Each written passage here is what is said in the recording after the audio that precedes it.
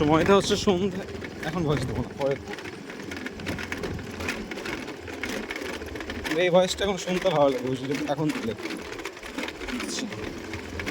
তো আজকে হচ্ছে সন্ধ্যের সময়, সারাদিনের কোনো কাজ নেই, আমরা বেরিয়েছি সুন্দর ভবনে। রাস্তা তো সেই সম্মুখটা রাস্তাতে বেড়াতে ক্যামেরাটা ধরতে ভালো করে ঘুরিয়ে চাক কি করে ধরছি করে এখন ধানের ক্ষেত্রের মধ্য দিয়ে চলে আসছি আমরা, যাব নদী দেখতে, মাথার উপরে ধরবেন না। ওই সামনে আমাদের দুজন সহযোদ্ধা দাঁড়িয়ে আছে, এনার নাম বীর চিরণ, আর তার সামনে যাচ্ছে আমাদের সেনাপতি স্নেহাশিস ঘোষ। আমরা বেরিয়েছি সন্ধ্যের ভ্রমণে, দেখিয়ে দাও ওদেরকে। এই এই যে অপরিচিত একটা রাস্তা, যেন কেমন যেমন একটা প্রাচীন যুগের একটা ফিল আসছে, যে এই যুগে আমরা বাইক নিয়ে যাচ্ছি, কিন্তু অতীতকালে যদি আমরা লক্ষ্য করি, সেখানে ঘোড়ায় চড়ে সৈন্যরা যুদ্ধ করতে যেত। এবং চারিদিকে দেখা যাচ্ছে এই যে তিলের জমি এটা, এবং তিলের জমির মাঝে বুক চিরে বেরিয়ে গেছে একটি রাস্তা, সেই রাস্তা ধরে আমরা যাচ্ছি। এই রাস্তাটা বড়ই অদ্ভুত রাস্তা, যেন একটা অতীত জগতের সঙ্গে বর্তমান জগতের একটা মেলবন্ধন রয়েছে, কোথাও কোনো গ্রামের চিহ্ন নেই। আমরা চলে এসেছি পৃথিবীর এক অচিন জগতে।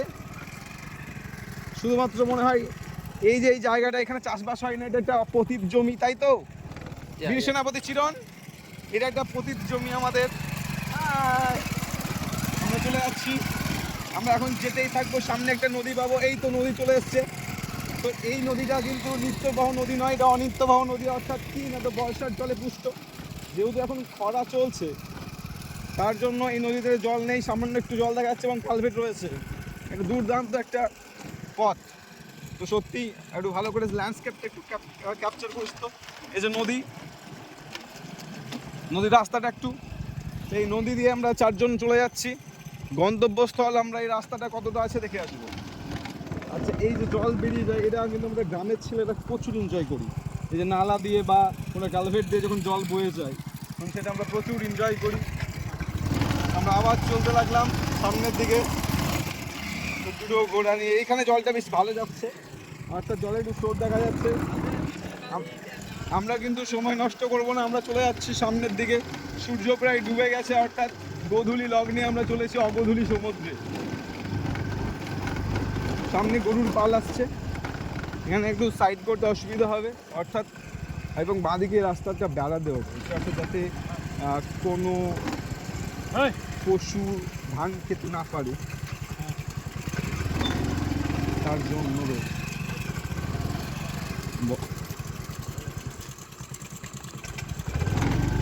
ভয় পাচ্ছিলাম, কিন্তু ভয় পাওয়ার কোনো দরকার নেই, তার কারণ আমরা গরু মারি না, গরুই আমাদেরকে মারে। তো এই সুন্দর একটা রাস্তা দিয়ে আবার চড়ছি, যাচ্ছি। সামনে দুটো ছোট ছোট খড়ের বাড়ি দেখা যাচ্ছে, দেখা যাক ওই দুটো কি। আমরা এগিয়ে যাচ্ছি, আর ওই আমাদের সহযোদ্ধাগণ দুটো পিছনে পড়ে আছে, ওরা মনে হয় সাইড করতে পারেনি। এগিয়ে যেতে থাকলাম, এগিয়ে যেতে যেতে দেখি কি পাওয়া যায়। আসলে আমরা এগিয়ে বুঝেছি যে ওটা দুটো কুড়ে ঘর, অর্থাৎ অতীতকালে যদি তোমরা কোনো বইয়ে বা কোনো কুড়ে ঘর পড়ে থাকো, একটু কুড়ে ঘরের দিকে ফোকাস হোক, তাহলে এটা জানবে যে এটা একটা কুড়ে ঘর। এবং এই আল রাস্তা দিয়ে এখানে মানুষ রাত্রে সময় কাটায়, পাহারা দেয়। আরও একটি নদী, আর এখন দেখতেই পাচ্ছ যে গরু ফিরে আসছে। অবশ্যই একটা নদী, যে দুটো নদী আমাদের বর্ষার সময় বান নিয়ে আসে। এগুলো যদি বর্ষার সময় আসতে চাই, আমরা আসতে পারবো না, তার কারণ এগুলো জলে পুরো থই থই হয়ে থাকে। কিন্তু বর্তমান সময়ে আমার মনে হচ্ছে গাড়ি যাবে না, তো আমরা একটু হেঁটে সামনেটা একটু যাবো ভাবছি। যা হবে, যা হবে, হ্যাঁ, গরুটা পাস করতে এলে যা হবে। পিছাও, দরকার না হেঁটে পাচ্ছি।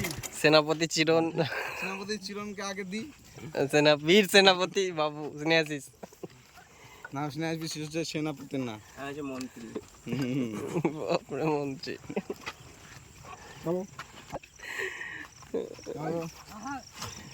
মন্ত্রী গাড়ি চালায়, সেনাপতি পেছনে বসে থাকে। এখন এই যে হচ্ছে না, হয় না, আচ্ছা, কথা আছে? হ্যাঁ, না, আচ্ছা।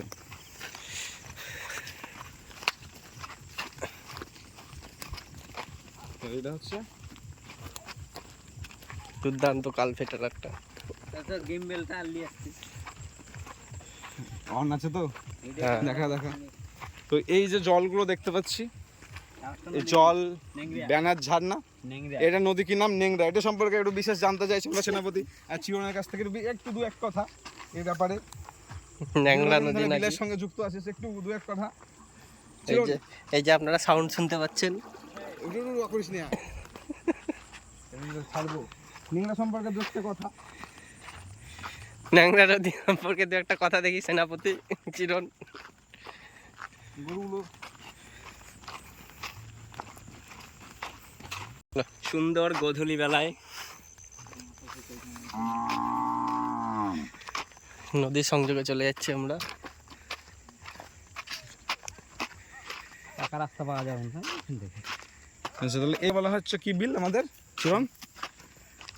এটা হচ্ছে শালকের বিল। এটাকে হচ্ছে শালকের বিল বলছে সেটাকে, সেটাই। মানে এদিকে ধান চাষ, ধান মোটামুটি দোআঁশ মাটিতে তৈরি, তার জন্য ধানটা এখানকার ভালো হয়। বছরে একটা সময় চাষ হয়, আর বাকিটা সময় কি হয়,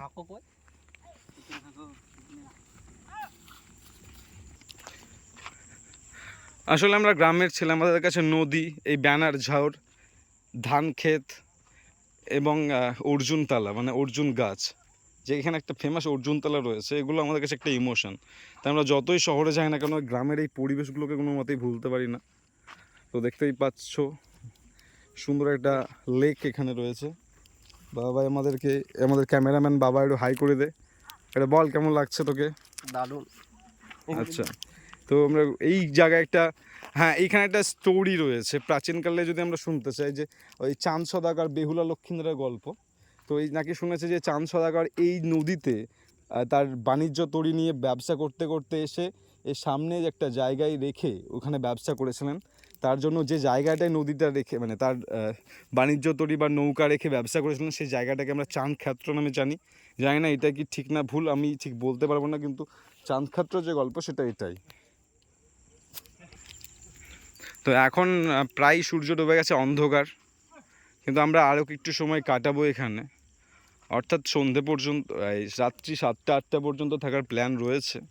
কিন্তু ভয় হচ্ছে একটাই, যে এখানে বিষধর সাপটা আসতে পারে, তো তার জন্য একটু ভয় লাগছে। কিন্তু আমরা আগে হাঁটতেই থাকবো, হাঁটতে যতটা যাই যেতে পারবো। এইগুলো ধানের জমি এবং সুন্দরভাবে বেড়া দেওয়া আছে, এই থেকে বুঝতে পারছি যে এই পথে প্রতিনিয়ত আমাদের গরুগুলো যাতায়াত করে এবং তাদের যে খাবার, অর্থাৎ সামনে যদি আমরা আরেকটু যাই, তাই এইরকম ব্যানার গাছ এবং ঘাসের একটা বিস্তীর্ণ অঞ্চল বা তৃণভূমি আমরা দেখতে পাবো, যেখানে আমাদের গ্রামের মানুষ বা আশেপাশে অঞ্চলের মানুষ কী করে, আর তারা চাষবাস করে, তারা গরু চালন করে ওখানে। আর এই যে নদী, এই নদীগুলো শুকিয়ে গেছে একটু, কিন্তু এইটাতে জল দেখা যাচ্ছে, তাই চমৎকার একটা ভিউ আমরা কিন্তু এখানে পাচ্ছি এবং সত্যি জায়গাটা অপূর্ব সুন্দর। তো কীভাবে আসতে হয়, রামডাঙ্গা ঢুকতে ডান দিকের রাস্তাটা দিয়ে সোজা আসলে এইরকম একটা দৃশ্য পাওয়া যাবে। I guess this the romantic একটা জায়গা যদি টাইম স্পেন্ড করতে চাও। তো আই হোপ তোমরা এসো আর জায়গাটা এনজয় করো। Please look at the view, একবার ভিউটা দেখে নিই, বাস কন্টিনিউ।